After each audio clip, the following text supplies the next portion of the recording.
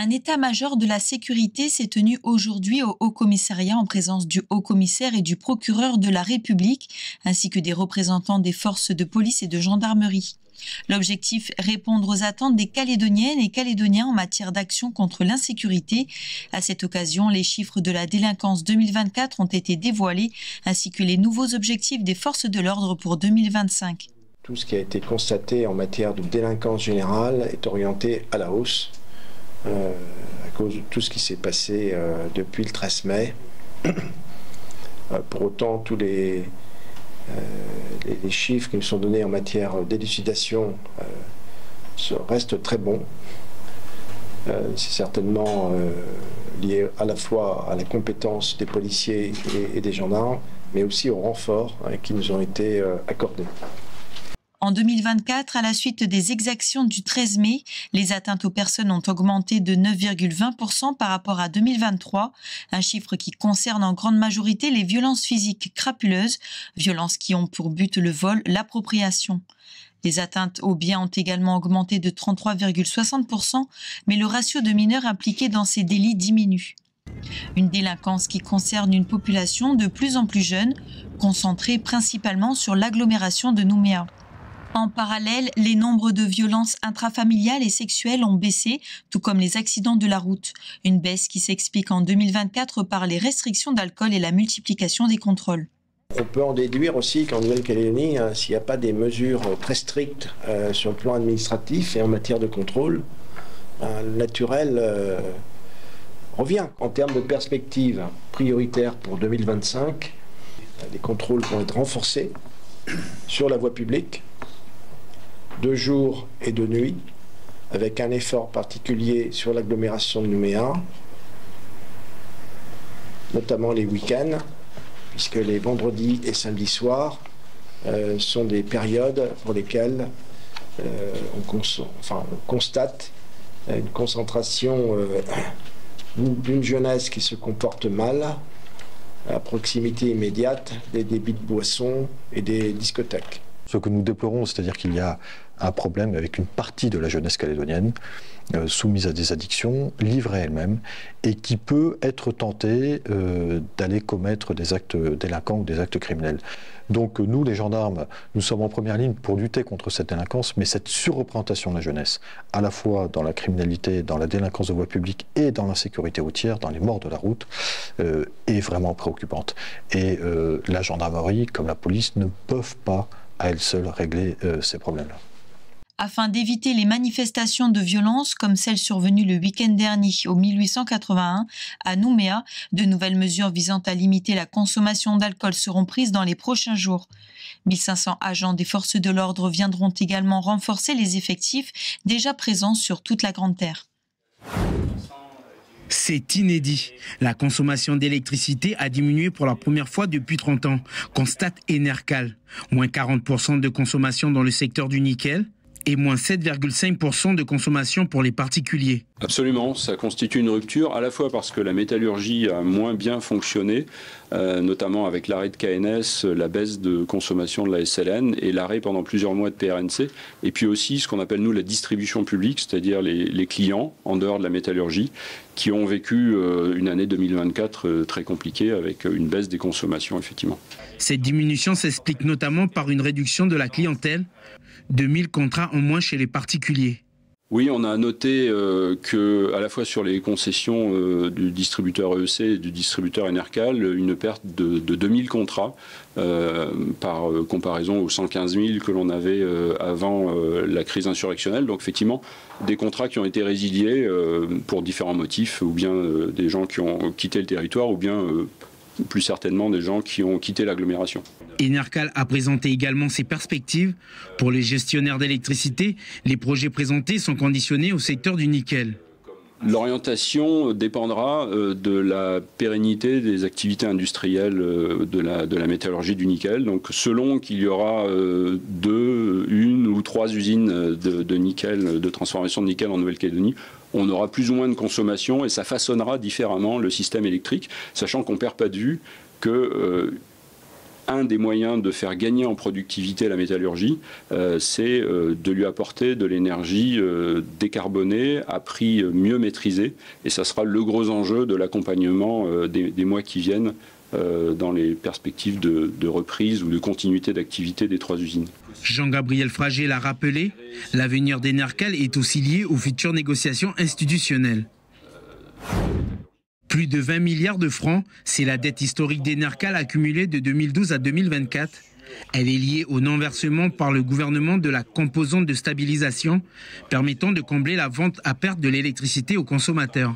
Voté en juillet dernier, le gouvernement s'engage à rembourser les 20 millions de francs à Enercal entre 2026 et 2029. En fait, on n'a pas de dette. C'est bien le gouvernement qui n'a pas réglé successivement pendant plusieurs années la compensation qui était prévue par le système. Donc c'est le gouvernement de la Nouvelle-Calédonie qui doit à Enercal effectivement une vingtaine de milliards de francs. Il est prévu par les textes votés en 2024 que cette somme soit payée à Enercal à partir de l'année 2026.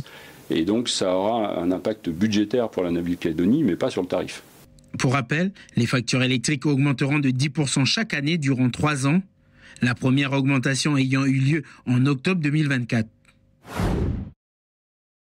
Depuis le 14 mai l'année dernière, tout rassemblement sur la voie publique est interdit.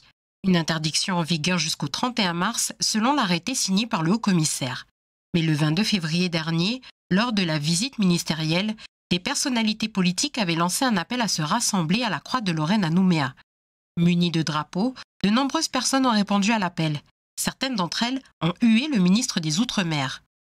Un peu plus tard dans la journée, c'est au Mont d'Or que des dizaines de personnes se sont réunies devant la gendarmerie, munies de drapeaux tricolores et de pancartes qui visaient Manuel Valls. Un regroupement qui n'a pas été réprimé ni sanctionné par la suite. De quoi nourrir un sentiment d'injustice auprès du collectif Urgence Sociale. Le 13 février dernier, ses membres avaient appelé à se rassembler aux abords du Haut-Saria. La veille, le Haut-Commissariat avait alors communiqué sur l'interdiction de ce rassemblement sur les réseaux sociaux. Et sur place, le traitement n'a pas été le même.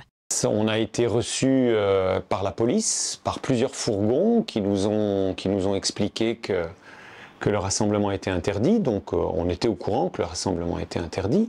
Et on a pris nos dispositions pour qu'on ne soit pas nombreux. Il n'y a pas eu de violence, il n'y a pas eu d'insultes. On nous a interdit d'étaler nos banderoles et on a respecté l'interdiction. À la suite de ce rassemblement, le collectif a reçu une amende de 40 000 francs. Ce qui n'est pas le cas des organisateurs du regroupement fait au Mont d'Or le 22 février par exemple. Un traitement jugé d'injuste par le collectif Urgence Sociale. Pour ma part, j'ai refusé, en tant que secrétaire de l'UGPE, de payer cette amende. Donc je vais être prochainement, probablement convoqué auprès du tribunal correctionnel, où je pourrais m'expliquer, parce que j'estime que cette amende est totalement indue, totalement illégitime. Donc vraiment, pour nous, il y a quelque part une justice à 2 vitesses, si elle devait être confirmée. Le 7 juin l'année dernière, les loyalistes et le rassemblement ont organisé une manifestation devant le tribunal. Des dizaines de manifestants avaient alors bloqué l'accès du tribunal, et ce, en période d'émeute. Alors y a-t-il une différence de traitement? Ce n'est pas la première fois que cette question est soulevée. Contacté, le Haut-Commissariat n'a pas donné suite à nos sollicitations.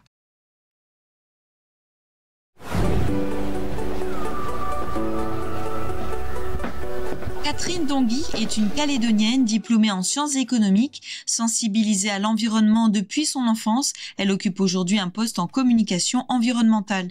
Une cause qui l'a également inspirée pour son tout premier roman, Les Petites Graines, écrit peu avant les émeutes. Ce livre de plus de 300 pages, édité par Poésie.io, vient d'être distribué en librairie. Il relate l'histoire de 5 jeunes femmes venant des 4 coins du monde. L'une d'entre elles, Lenka, est originaire de la côte ouest de la Nouvelle-Calédonie. Et ces 5 femmes, elles sont jeunes, elles ont un quotidien qui est plus ou moins heureux selon les endroits où elles habitent. Elles sont plus ou moins privilégiées. Il y en a certaines qui sont un peu dans des difficultés.